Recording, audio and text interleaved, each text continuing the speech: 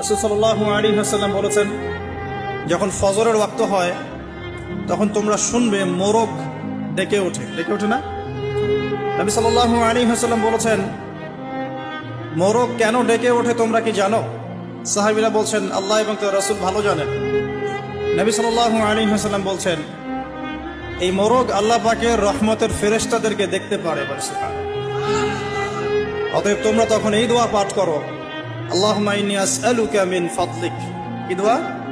আল্লাহুম্মা ইন্নী আসআলুকা মিন ফাদলিকা। এই দোয়াটা পড়বেন সকালবেলা। তো যে রহমতের ফেরেশতা একটা মোরগ দেখতে পাচ্ছে, আমি দেখতে পাচ্ছি না, তাহলে আমার দৃষ্টির সীমাবদ্ধতা জানান দিচ্ছে একটা মোরগ। আবার আমাদের সবার দেহে আছে আত্মা বা রূহ।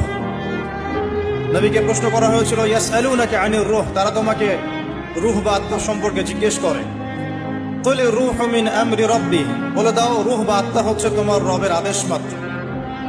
ওমা উতীতুম মিনাল ইলমি ইল্লা কালিলা, এই রূহ সম্পর্কে তোমাদেরকে বেশি জ্ঞান দেয়া হয় নাই। আমরা ঘুমাই, আমাদের দেহ থেকে আত্মা প্রস্থান করে সাময়িকভাবে, আমরা কিন্তু আত্মাকে দেখতে পারি না।